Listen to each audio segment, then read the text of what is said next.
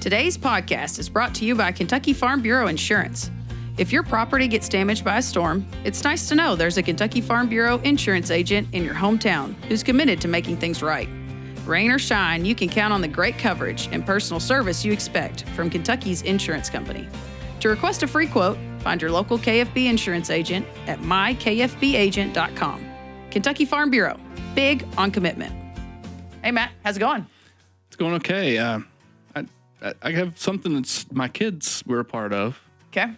That I think's an interesting thing. And I think we've talked about it before the podcast a little bit. So we thought it's an interesting thing that apparently has been going on, not just at my kids' high school. Yeah. Apparently it's like nationwide. Mm-hmm. I didn't know that. I didn't know it existed until last spring when I showed up to my brother's track meet and he was wearing goggles on his head. Yeah. While he was warming up for a track meet, to which I said, do you know what sport you play? You're not in the swim team. There's a game called, Assassin? Senior Assassin. Oh, of course. Yes, yeah, seniors. so it's only the seniors. Okay. And I've learned about this because my son plays baseball, as a lot of folks know and that listen. And a lot of his senior teammates have been a part of this. It sounds like fun. You can see why. To be clear, I think it sounds... I would totally... I would have been all up in it. It'd have been fun, yeah. But we're grown now. We're mature, so... Yeah. No, it these children... So so essentially what this is the entire senior class. You have to sign up for this thing. There's some kind of it's on an app, right? It's on an app. Okay. It's a student-driven thing with the schools like let it kind of happen to some. There's a lot of rules when and where you can do this. When there's time frames. Like for instance, athletes have a certain amount of time between their actual school events where you can't be that. But essentially, just try to shoot each other with water guns. Okay. Yeah, pretty much. And the stories are pretty wild, especially, just in our little world, of some of the elaborate ideas to try to get each other. My son there's a Twitter account that's literally breaking this down. Oh my! It's like a play-by-play on Twitter. Yeah, it's like this person got this person. I changed my mind. I might want to be that person. Just getting text all day. I'm like, sucker, he's out. And I'm putting in my 140 characters. How funny can I make it sound that Matt Hilton got shot with a water gun today on his way to his car? It's as fun listening to the stories of the kids on how they're trying to not get got.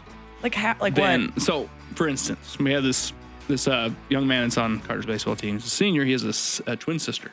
Okay, so they go to school together. So there's as twins do, right? They're two bullseyes, right? You get 2 for 1. It's kind of, I guess, what people think, right? Well, another boy that's on the baseball team. Okay, they have early stuff for baseball. All right, so they were leaving their house at 6:00 in the morning, and they opened the garage, and there's this other kid in the yard on his belly with a super soaker, ready to go. Okay, but they're already in the car. You can't shoot him in the car. That's one of the rules. Yeah, well, you can. Once the car gets moving, you can't shoot. There's doors are shut or something because it's Sonic. Because that's what you do in Princeton, where my brother went to school. That's where we all hang out, at the Sonic parking lot. Anyway, somebody would show up that somebody else's target. And they would all run to their cars and shut their doors. They're like, yeah, 'cause you can't get hit in here. I'm like, what the heck is that? Yeah, there's all kinds of crazy rules. Can't shoot during school. Can't shoot during school. You can't shoot a participant in a sport 15 minutes before the event starts and 15 minutes after. So these kids got 15 minutes to get to their car after a baseball game. Okay. The other thing that I think is really funny, so one of the baseball games, I'm sitting there, and my son's also a soccer player. And this kid shows up, he's on the soccer team, okay? And he's in the bleacher. Okay. You get what I mean? He's in the bleacher, and he just... Oh, underneath. Yeah, and he taps me, because he knows I'm, his dad. He goes, hey, you see so-and-so. Frankly, I don't even know who so-and-so is. And I'm like, I don't think so, He goes, he's got this little dinky water gun. He's like, and then he sat there for a second. And about 5 minutes later, I almost forgot he was there. These girlfriends, I guess, with some of the baseball guys, they sit down and this girl gets nailed. And you hear him So he got somebody else. He was trying to get somebody else. He heard that they were coming to the baseball game. So it's pretty fun. It's all fun and games, but there's stories. Yeah, okay. So, one more before we get to the negatives. I want to be fun again before we become all negative old people. Yeah. Okay, so my brother, when he was playing, his neighbor 2 doors down, which in the country is 5-10 acres away. So this kid texts my mom the nicest. Also, Max is just the nicest human ever. Anyway, he texts her a very nicely worded, Miss Colette, what time does Daniel feed in the morning? Just wanted to check. And if you see me outside, didn't want to scare you. Like, this very kind text where my parents are like looking at the window like, oh, look, there's Max. And he's like behind the garage with a super soaker waiting on my brother who's like half asleep with a hoodie on going feed hogs. Yeah. And I'm like, I just love that these are what's happening. Like, that kid probably woke up earlier that day than he had his entire senior year just to shoot someone with a water gun. Like, what time did you get up and then come all the way over here garage. and just lay in the front yard waiting for your opportunity? Yeah, so there are some crazy stories that we learned at lunch today. Apparently, kids have been doing this at night, like and then they spray paint their water gun so the water gun and them are hard to see. What they did not think about was the fact that a Ring camera caught movement. The neighbor called the cops. The cops got there, and a person in all black is carrying a black gun. Yeah, they got tackled by a cop in like Pennsylvania or something. I'm like, these are the moments we probably need to add a few more parameters to a very lighthearted senior assassin game. Maybe don't spray paint your water gun that looks like a small pistol black. Not great. Yeah. There were some stories I heard from the high school. I'm like, you guys really don't want this to continue, do you? Like, do you want this for anyone after you? This no. Is never. You guys are just really stretching the rules. So, are you going to be a fun dad when this is Carter next year? Well, I was really actually just my oldest daughter didn't do it. Like, you have to sign up to do it. She didn't do it. She didn't want to do it. She's like, I don't want to get him out. My son. Oh, he's already like thinking this all out. I bet he's helping people now. He is so analytical. Like, he is thinking this out. He's going to win. That's his. He's not going to get a couple people. He wants to win the whole thing. So he is. Are you going to be in it for him or against him? Like when a kid is under the bleachers at his baseball game and they're like, "Where's Carter?" Hilton, stick together. Okay, we're going to win this thing. We're going all in here. If we're going to do this, Casey's going to kick you all out of the house. I know, She's going to be like, "Okay, senior assassin, we're done." Yeah. I'll go out and take a few shots for him. So he can run to his car or something like that. But yeah, there's all kinds of rules. I think they just need more rules. I think you're right. Which is what honestly, when I was a senior in high school, that's exactly what I wanted. Please give me more rules in life. That's what I'm looking for. More parameters to stay in between. Well, like, it's one of those things, like, we usually just nix these things, It has lived longer than I expected. There's some sensitivity around that, obviously, right? But I just, I think it's, for what I see from our standpoint of our school doing it, it's a whole lot of fun. These kids get really into it. There's a lot of camaraderie and joking around. Probably a little too competitive at times, but you'll have that. Like, my kid's already like, I've got this all planned. He's got a whiteboard in the back of his bedroom, like, get that guy flip first. It over. Here's the plan. That's probably a bit much, But no, it's a pretty fun thing that happens right at the end of their senior year. I mean, they could be doing a prank. Senior prank. There's all kinds of things worse seniors things they could do. Yeah, that could be a lot worse. Skipping school, but look, they're going to school to shoot each other with water guns. Aren't we glad we're getting teenagers to wake up at 4 a.m. for something? That never happened. We're teaching them life lessons. They're gonna have to go to work one day. Look at what we've taught them. Dedication gets you far. You can win the game. Thinking ahead, scheduling and planning your next day. Yeah, it's your life lesson. Okay, so we've come full circle. We have liked it. We've made fun of it. And now we're back. We're promoting it. Do you know what else happens towards the end of May? No, I don't. Memorial Day, which just happened, and also the opening weekend for so many of our markets. Yes, it's market time. So so if your kids are doing senior assassin, you're like, I'm done with this. I need a break. Boy, do we have some places you could go. Yeah, we learn how valuable that break is going to be for folks. It is therapeutic. Yes. So yeah, we have a great guest. Someone still relatively new to this whole world of markets and farming and all that, and just a fun story of someone just, failing up. And if you hear how she talks about it, kind of just accidentally continuing to succeed. But this is the kind of story that's just people really cheer when people are just trying, and doing their best to do their best, and kind of failing on the way sometimes, and being real humble about it. And they just have a great story. So I think folks like this a lot, and also talks a little bit about our certified farm market program. Yeah, transplants to Kentucky, newer to the farm market program, but such an integral part in a really great community. So we're going to get you to the farm at Rough River. So without further ado, I'm Renee Carrico. And I'm Matt Hilton. Let's get rural.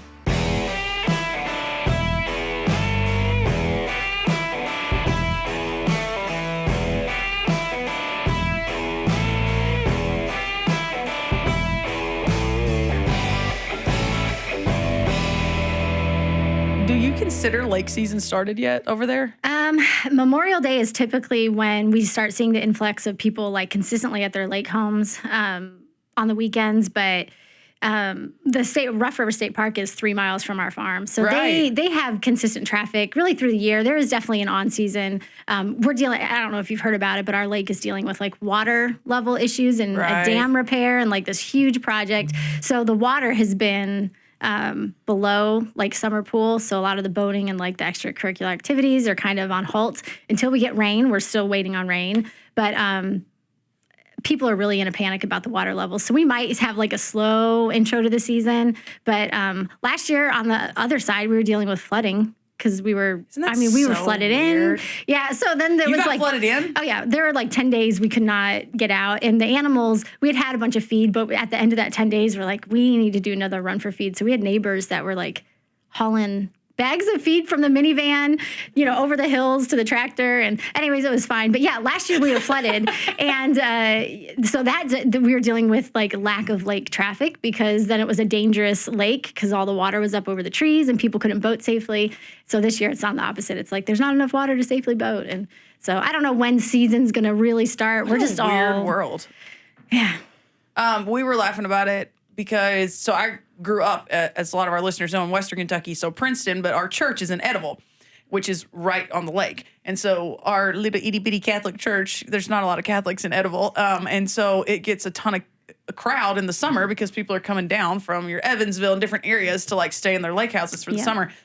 We were surprised how much the lake traffic had picked up early, and I don't know if it was like the dry, warm weather, but then it got cool again, and then they said it was a couple Sundays where it was like nobody there. So I was curious what you guys were seeing. So yeah, it's probably about the same thing. There's not enough rain yet anyway. Yeah, and there's been people like coming down, getting their lake homes ready, and so there's been some traffic for that. But yeah, I think the water's really got to be at an ideal level for us to have like the typical high traffic, I guess. I don't know. Okay, but so fun I'm question. optimistic. I'm like, we're still going to have fun with water down. I grew up right beside the lakes. And we were not lake people. Are you guys lake people? No. In fact, I tell people, they're like, do you have a boat? And I'm like, no, we have a tractor. We can't afford a tractor and a boat. And a boat, yeah. So I was taught at a young age that you have two friends, someone that has the boat and someone that has the pool, so you don't have to upkeep either of those.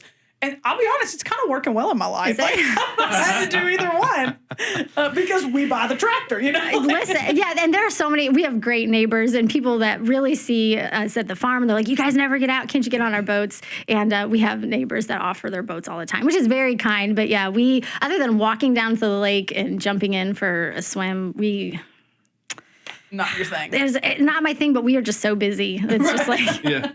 So tell us, what do you do? Who are you? Yeah. Where so I'm Janelle. My husband's Roger, which he would have been here if he could, but he's running kids around today. But we own the farm at Rough River. We are first generation farmers. I think my grandparents maybe had little pieces left, remnants of like their parents farming, but we really had, for what it is, we really had no farming experience.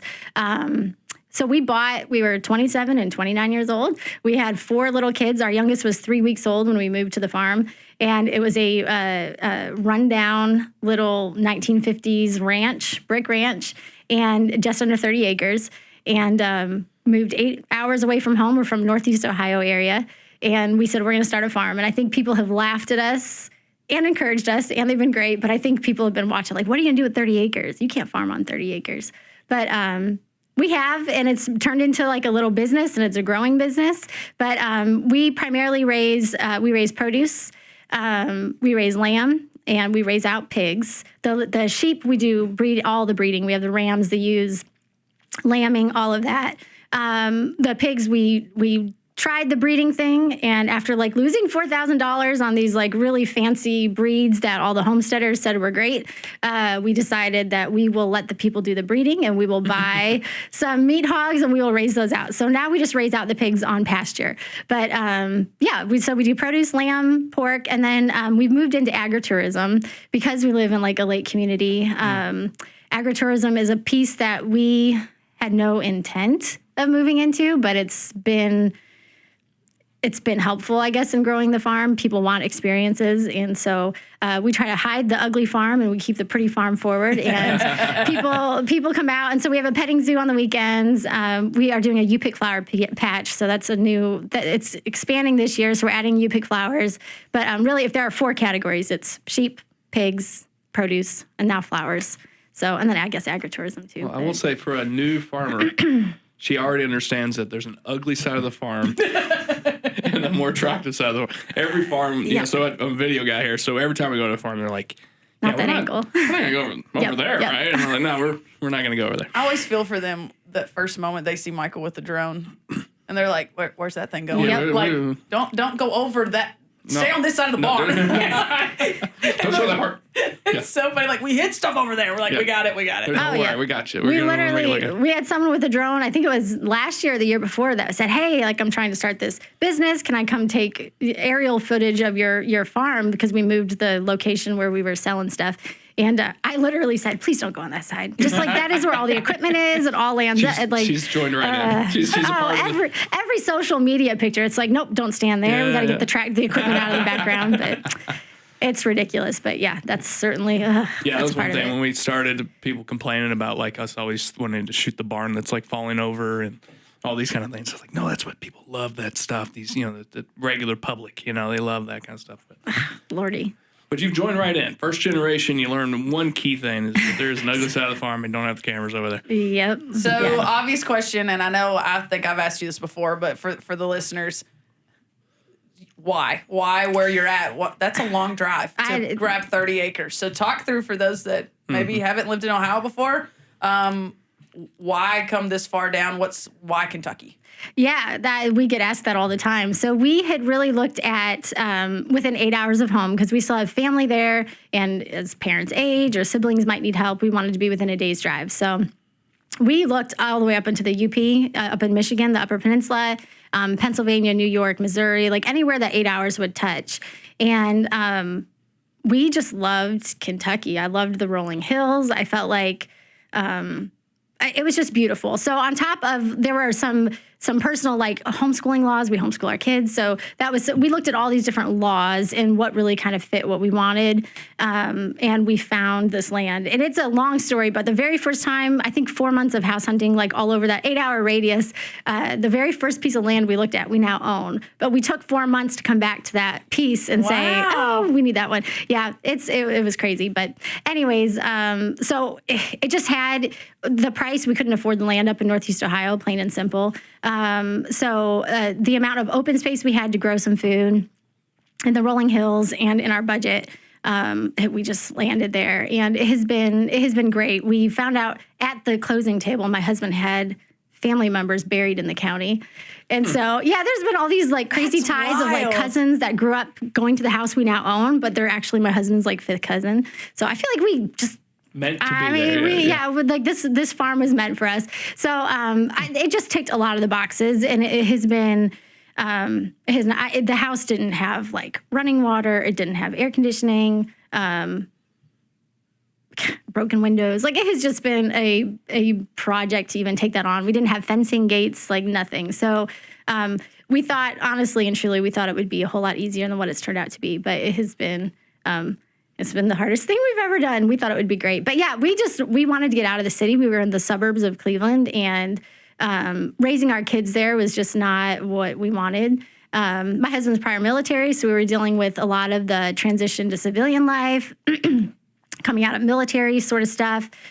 He had a pretty severe brain injury, so we were in years of inpatient and outpatient therapy. And when that kind of all fizzled out, we thought we had our feet up on ourselves, which there was still more to come. But when we thought we really had our feet up under ourselves, we said, now we're just going to move. And so there was a therapeutic aspect to it. We really needed just peace, and we needed to regroup as a family, and the land and just the people, and even just the extension office and the USDA office. We were talking with all these different people. I think we even did a soil sample, and the realtor was like, why are you doing it? I've never had anyone do a soil sample. And I was like, we're like sampling soils around Kentucky. But it just worked. It was just one of those, like, the property was still there, and we're like, why did we overlook this? And so anyways, that's where we've ended up. We never intended on it landing in like a lake community, but that has been in fact, looking on a map, we thought maybe we don't want to be around that many people because it looks like we're super rural. But if you go above the trees, there's all these lake houses. And that was one thing that we thought maybe we don't want to be around that many people. But it has been fantastic. The lake community is what carries us through the year and allows us to even be there for like our local community. So anyways. Well, I think it's I love asking. So as a born and raised Kentuckian, I get a little perspective because my extended family is from Louisiana, and so we grew up going there once a year, and my parents would do the same funny where we drive through that one town, be like, if we'd stayed in Louisiana, you'd have been at that school right there, or this will be your town, and so we would see the things we liked or the things we didn't like, and so we were always. So I feel like I had a little bit more of a gratefulness for Kentucky because my parents had that perspective. But I think it's helpful for those that are born and raised in Kentucky and never did have a reason to leave. Sometimes they hear of people moving in and they're like, why? Like, what's so special about here? Like, I had no reason to leave. So that's why I didn't leave, you know? And so I always think it's very cool when you get to share that with them and it gives them a chance to kind of understand those listeners that have never felt that. Like, no, this is a really special place. And maybe there's a reason you've never left. It's because you do have the things you need here, the things your family and your goals right here. So it's a cool perspective thing for me that some people don't have a reason to have if they've not been in your shoes to, you know, look at things for an 8-hour radius around your state. Yeah. We tell our kids all the time, like, of course I want them to come back home. I'd build houses everywhere around our house if we could, but I want the kids to go out and see where they want to end up. And I think we have kids that, of the 4 kids, a couple kids that probably will never leave Kentucky. We when we go home to Ohio and they come back, they're like, oh, we can breathe, you know? And that's the sigh that we felt when we were looking at the area. We were like, just like the, you know, you just feel like all the weight's off your chest and you're like, oh, I can breathe here. I think my kids have that when we come back. And so, we love it. I'm not leaving Kentucky. This is home. So what would the market come from? What is that idea? Obviously you have folks that right around you, this river community, this lake community, all these folks. Is that kind of where that idea came from? How did you put that together and go there? Well, I think initially when we first high ideas, when we actually had to like farm, it was like, okay, maybe we've got to readjust a little bit. But our initial goal when we were looking for a farm is we wanted to be in what they would call a food desert. And we thought in the way of like ministry, we would just bring food to where a food desert was, and we could bring healthy food, and everybody would be really excited about healthy food. And there have been some really excited people, but it's definitely changed. Our goal was to bring food there, and it has just evolved into, we did a roadside stand for the first couple of years, I think 2018, 2019. And then it evolved into like a little shack that we could close up the produce at night, and we just had a driveway alarm, and we'd be there, 6 days a week, and we'd just run out and bring the people out with a cash box, and we'd run back up to the house. And our customer was like the 55-year-old woman, and which was great, but we really wanted to have younger families there and kids, so we added like 2 pens of animals for a petting zoo, and that increased traffic. And so it's just kind of evolved. We did the county farmers market for 4 or 5 years, which was great to us. It really helped get our name out. But we've been able to bring so much traffic just to our farm at this point. Traveling is just tearing apart the store to carry product, and it just hasn't. We have so much traffic at our farm, so we just we're just enjoying that. But yeah, it's just evolved into now we've got a second kitchen built where we do value-added products. So a lot of the produce that we grow, I'm required to grow at least 50% of what goes in our jars. So we grow a lot of produce, and we make it into a product that people can buy, pickles, jams, whatever. And it just kind of has like evolved, I don't know. We have all sorts of ages now. I can't even tell you what our typical customer is because we kind of tried to get everybody out there, and it's worked. So it has just evolved. We had high ideas. I think if my husband was here, he would tell you, oh, we really wanted to like homestead and then sell the excess. And then eventually we would have so much that then our family would just get the excess. But it's just kind of come about. We started with value-added products. I literally remember there after a weekend, we were happy if we did $80 in sales. And we first were like, let's open this little shack, And, but we would have strawberries that were spoiling or zucchinis that were spoiling. And I was like, I'm just going to make zucchini bread. So I got the legal license to do it, my certified kitchen. And there was a weekend I had strawberry muffins and zucchini bread, and it sold all before the produce did. I was like, well, that wasn't intended. And so then we started doing strawberry jam, and that sold, and we still had strawberries sitting there. And so it is now building a whole second kitchen is just to support that value-added product leg of the operation. And people love it. They wait for that fresh strawberry jam because they know I'm standing in the kitchen chopping up a million strawberries.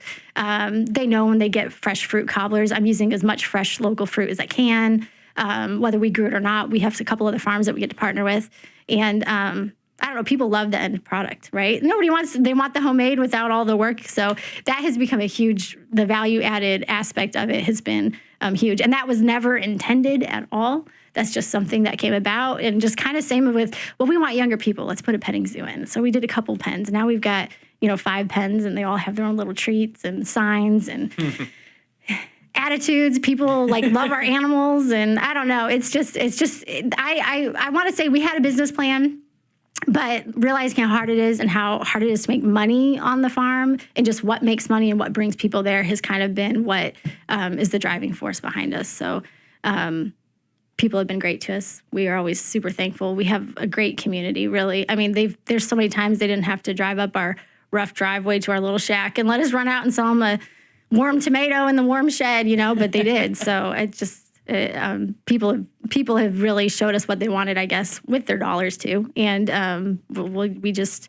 keep following that route, which is a lot of activity on top of fresh food, on top of prepared items. And so, it's just come into its own thing, and it's been successful. So we're not fighting it.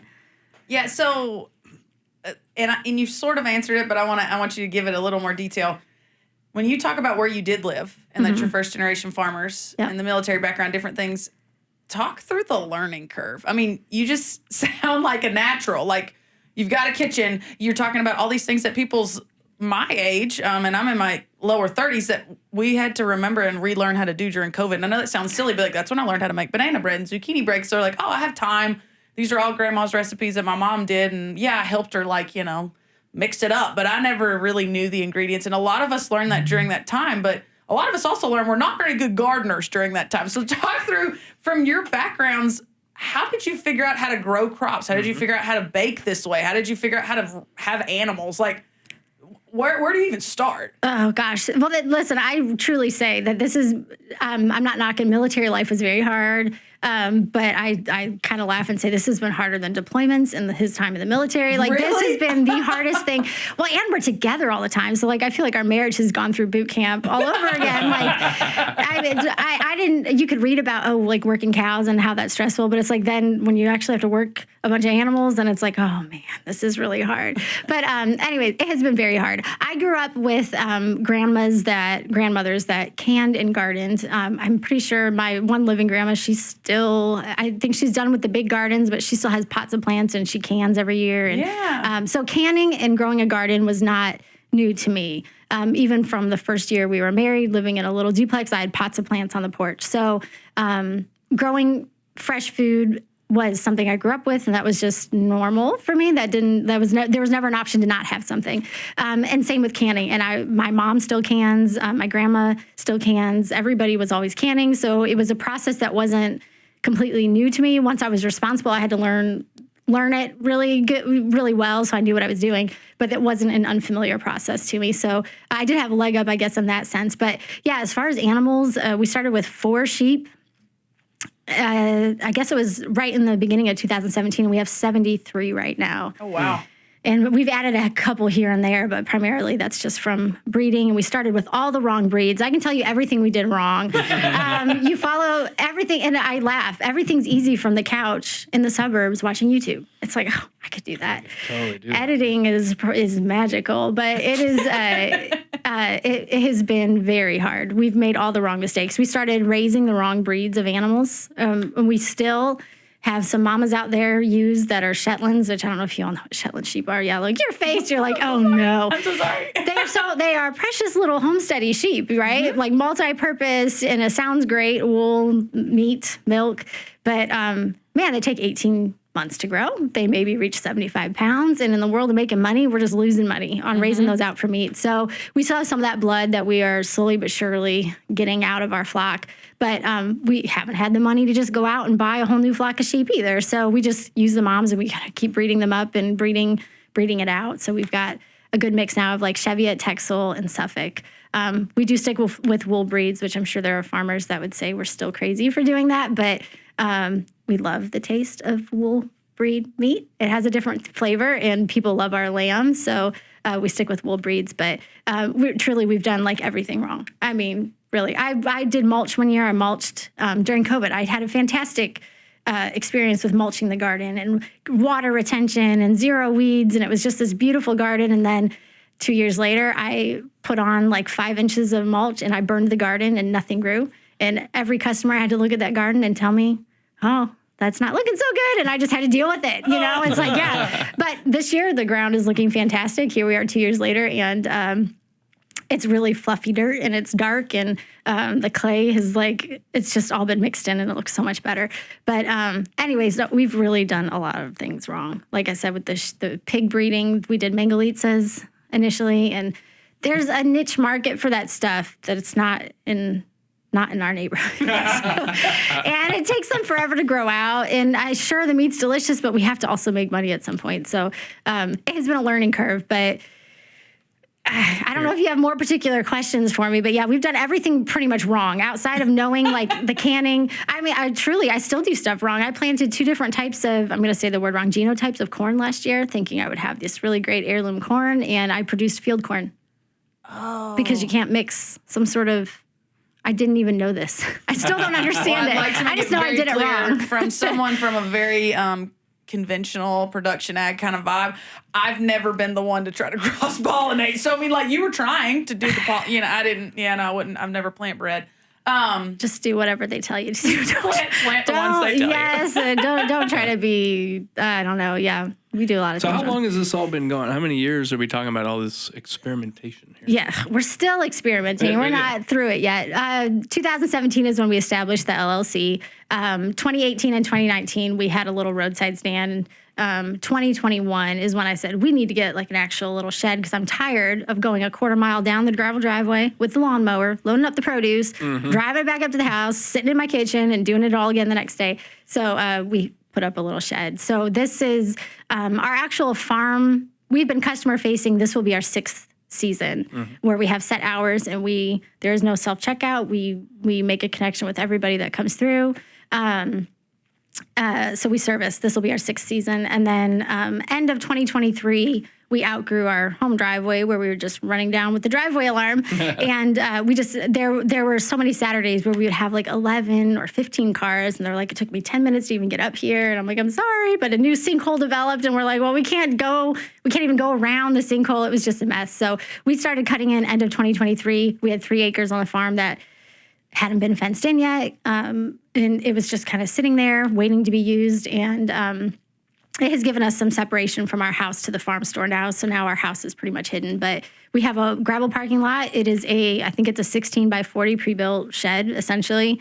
And we finished it out to make it look like rustic and cool. And it smells like cedar and all the things that people envision with a farm. It looks pretty. It smells pretty. There's no manure, And that's where now all the traffic gets to come. So, we 6 days, it'll be 5 days a week. But this is our 6th season, and we'll be open 5 days a week starting the 23rd, this Saturday. So. Well, I think what you don't give yourself credit for is that I think customers really probably like, frankly, the big experiment you and your husband are doing here. Oh, I think so. Right, they're kind of into the story of it. Of these folks just going for this big plan, right? This big Yes, I think plan, you're right. Well, I think 100%. You think it's worked for you a little bit? People have absolutely bought into us. And I mean, there are so many times I've had absolute duds where somebody, they didn't pick me apart, and they still believed in us and they still showed up the next weekend. And that means everything. We truly cannot.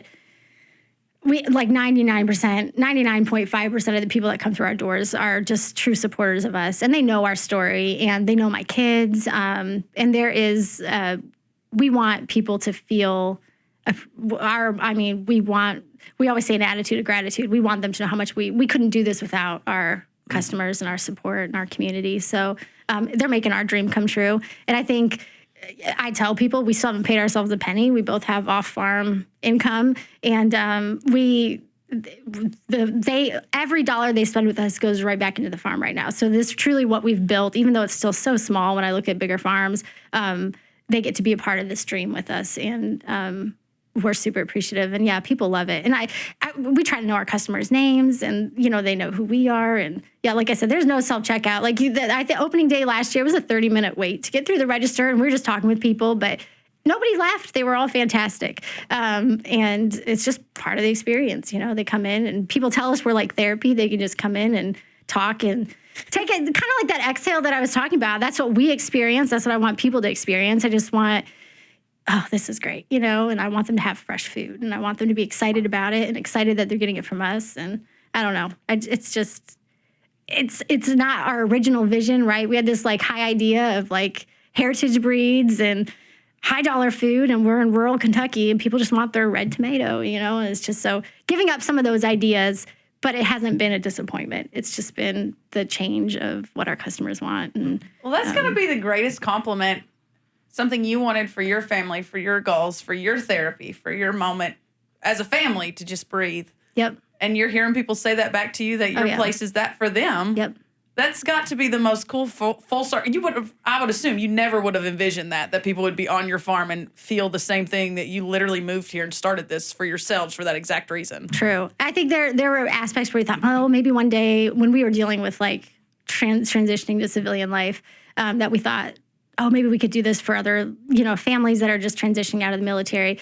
That was like a high idea goal, and we're still not there. Maybe one day, but yeah, just to be able to give that exhale to other people.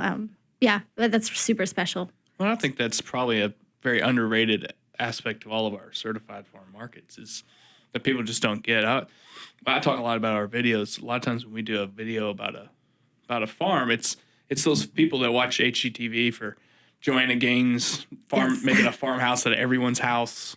People love the idea of what you guys are doing. They love that idea. They don't want to necessarily do it. I was going to say, those white walls and the white couches. Yeah, that's beautiful. That's beautiful. But they'll watch you do it, and they want to cheer you on. But they do. They want that exhale moment.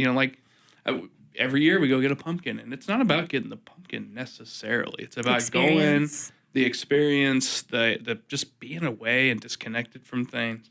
And if you can create that for folks, that's a big part of why they're probably visiting you and cheering you on, right? Yeah.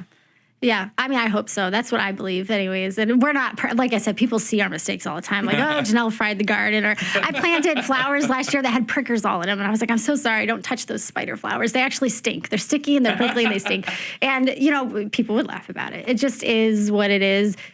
We still make mistakes all the time. But, yeah, we'll tell people about them, too. I'm sure that helps with the relatability piece. Like, sure. It does crack me up. There is an age demographic. I don't know if it's mine anymore, but it's that older generation that maybe never did get into it and they felt like they should have. And I don't want to say they're embarrassed, but they're just like, no, I should probably know how to make my own banana bread, but here I am buying yours, or the strawberry muffins. My husband's been wanting me to make these for years. So when they see this person they're buying it from was like, yeah, sorry, I planted stinky flowers. They're like, oh, so you don't do everything right. Like, you're a person too. It probably helps have some relatability. Yes. I think so. I hope so. Yeah. Yep. Okay, so talk through, we've glazed over, not you, but we've focused so hard on the farm, but I do want to go back to your kids. Sure. How does it feel? Is it what you expected, having the kids on a farm, doing the homeschool life, getting them to see things grow and also be learning in the room, in the house with you? I mean, how has that been, and is it what you expected? It's harder than I expected. And I feel like here again, the farm has just been, when you have kids, there's almost there's this emotional and physical exhaustion. And I kind of relate the farm to just always having a sick kid, because somebody always needs something else out of me. It's like an animal needs something, or like crops need something. And so it's like that constant physical and emotional stress, I feel. So that was like something I guess I didn't expect, just the constant of it. You like wake up in the middle of the night thinking about it. And but anyways, the kids have it's been great. They don't remember. They really don't remember. Our oldest was 5. We had 4 kids really quick. And she has some little memories of living in the suburbs on half an acre, which even for the suburbs was like a really big yard. Right. But But no, I don't. There's initially that first move, that 5-year-old was like, I hate Kentucky. I hate the farm. We left all my cousins. We left my friends. And now if you asked any of my kids, they would say, nope, we love this. And I know I step back and I go, oh man, I know they might fuss about like, you got to go feed the lamb or you've got to go water, fill the troughs, and they might fuss about it. But I step back and they're like playing with the hose with each other or something. And it's like, oh, this is what I wanted. But I think for us anyways, I was just talking about this with someone when I was driving up here. We chose our busy. We looked at other families that were running to sports events, 4 nights a week, the weekends, and nothing wrong with that at all. But we looked at that and we're like, man, we just don't want that. We just need some peace. And the farm has not brought the peace we thought it would to some extent. You know what I mean? But we chose our busy. And I mean, the kids know like there's just so much to do every single day, especially when we're running like a customer facing store 5 days a week between the opening and the shutting down. And we're doing chores on either end of that. We don't eat until it's dark during the summer. And that's the busy we chose. I don't think, I listen to other people talking. They're not eating until 8:30, 9 at night because of sports. And we're not eating till 8:30 at 9 at night because we're outside working. So we chose our busy. I think the kids ultimately love it. I've got one kid that she's already got her playlist planned to New York City. She is planning on driving to New York City as soon as she can, and she might not ever come back to Kentucky. But I do think at the end of it, they all appreciate what we've built. They've been a part of it. They have opportunities now. I've got one kid that's been growing marigolds and petunias, and that's like his project. And he gets, after expenses, he gets all the money he makes from those flowers. And I've got a daughter that's baking. She makes really good cookies and she has an opportunity to make money. So I'm like, make this work for you guys too. Like, sure, we don't live in a neighborhood where you can walk and babysit or mow yards to make money, but there are opportunities built in. And we're excited to support them. And I think they as they get older, they appreciate all that it's taken to build a farm, and they have these own little sub businesses under our, farm name. But it's been, I look at it and I go, oh, this is what we wanted. They don't know any different. But I think ultimately when they grow up and they move away, they're gonna be like, I see what mom and dad did. That was awesome. At least I hope. But I truly think we're on that. That's the trajectory we're on. So. Yeah, I talk to my kids all the time about you will always have problems. Try to make them good problems.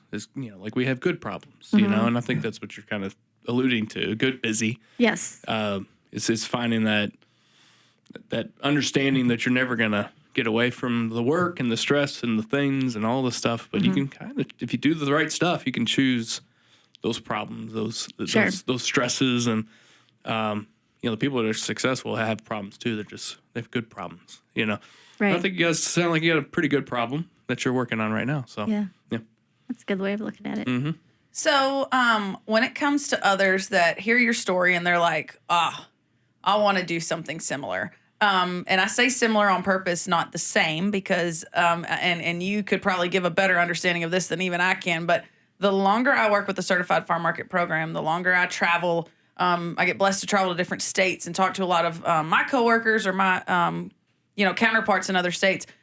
No two farms are the same, and even those that have multiple locations, you just can't quite duplicate anything. So everything has its own twinge. But you've talked about a lot of things, and we laughed about watching YouTube videos and maybe learning what looked good and what wasn't good.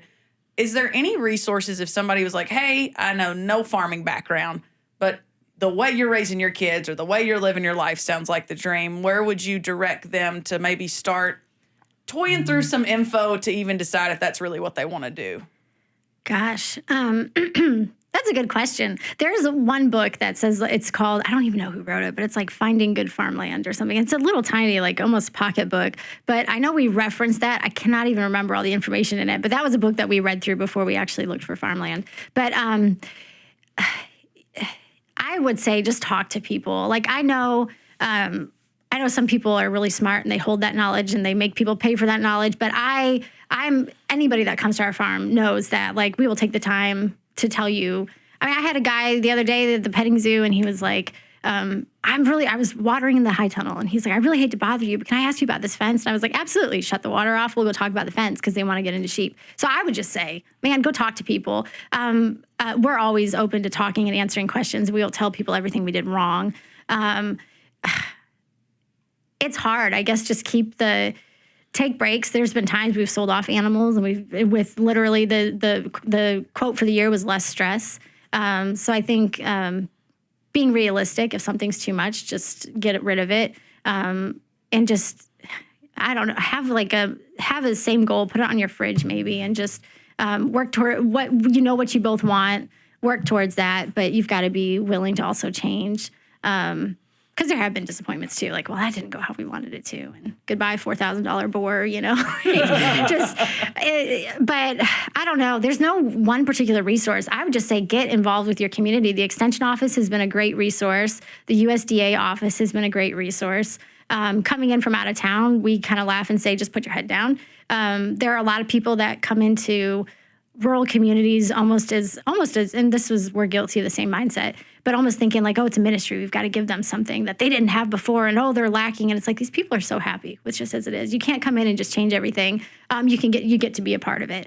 And so I think having that attitude of I get to come and be a part of this, and being thankful for your community is really a big deal. If you walk in and you act like you own the place, or like, you brought something amazing that they didn't have, it's just not received well. So getting involved in the community, talking with your extension office, going to classes. That's how you'll network and meet people.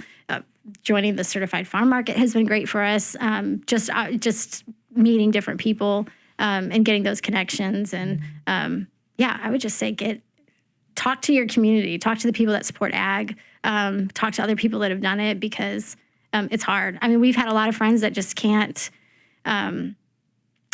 They needed to refocus on their family, and they had to stop doing the farm and building it kind of the same way in which we were, which I get. It's hard. There's been so many times we're like, do we really want to do this? But yeah, using the resources that are there, networking, everything that you would treat it almost like, like your big corporate job. Like there's a lot of unpaid things that I still do all the time, just in the spirit of like networking and growing, and not everything has a dollar attached to it, and just being willing to get out there and do things, I guess. Yeah, you probably meet, especially like meeting with the different markets.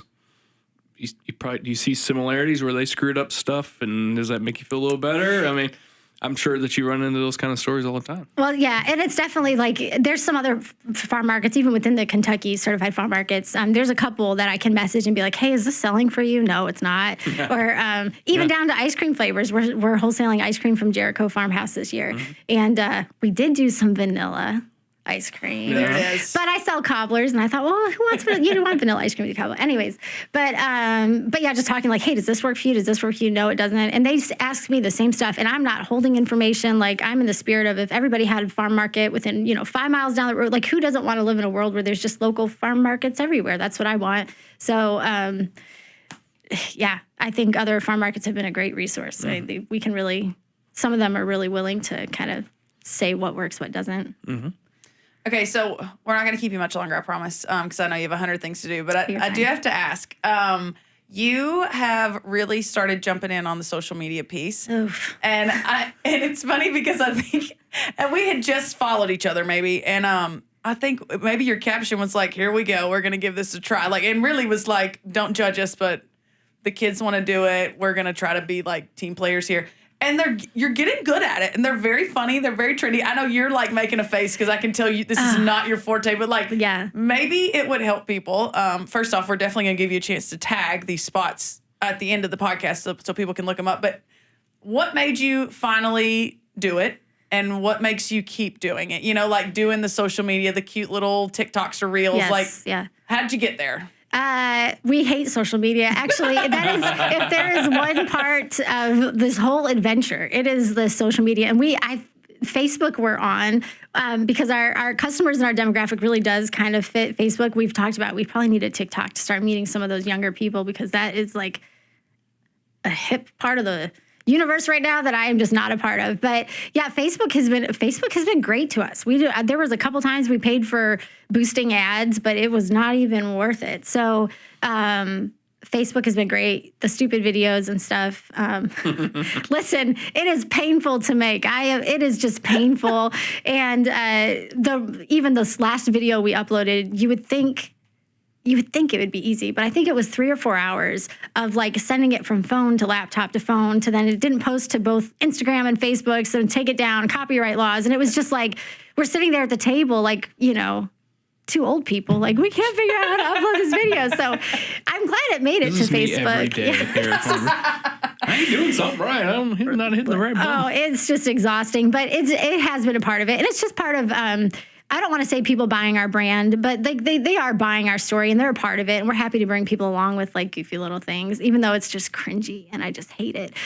Personally, I hate it, but it just is part of it, I guess, you know?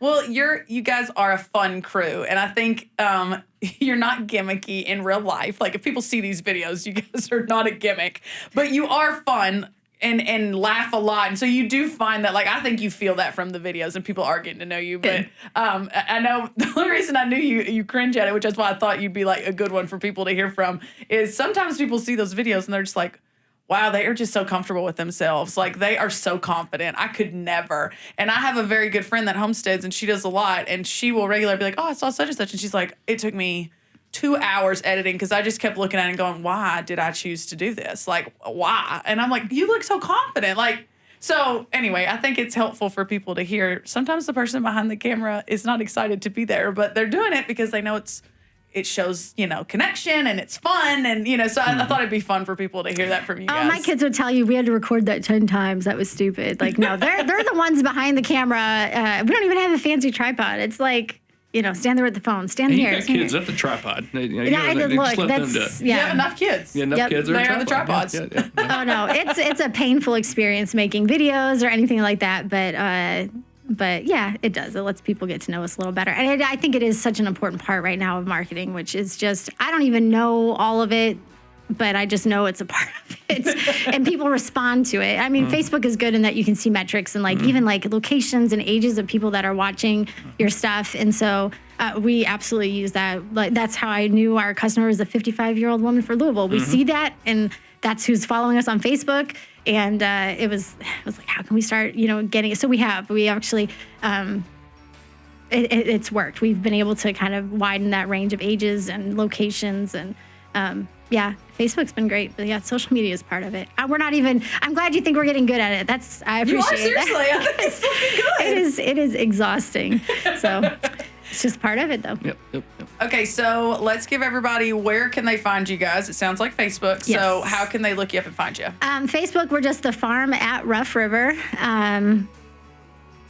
It's got like the name and little like paddles, I guess, in the boat paddles in the picture. But the farm at Rough River. There's Instagram. I want to say that one's Country Lessons. I don't even know how Instagram does it, at Country Lessons. And that's an old one that we started that's just kind of stuck around. But the Farm at Rough River Facebook is the best way to follow what we're doing, and it's public. So anybody that even isn't on Facebook, they can just Google the Farm at Rough River. We have a Google business listing that's up to date always with our hours and reviews and photos. And then Facebook acts as like a website right now that is available access to anybody just from public Google search. So And we'll tag all this in the notes and the podcast if you're interested. So Perfect. All right, well, we cannot thank you enough. We did, you see the second microphone. We were hopeful, but we knew the time of year, and we were like, chances are we're only going to get one, and we're cool with that. We were just thrilled that you could make it here. So thank good. you for driving up. Well, thank you for having me. I appreciate it. appreciate you. All right, well, thank you, and thank you, listeners. Be sure to subscribe to our podcast and listen to some of those older episodes, and we'll see you next time on Let's Get Rural.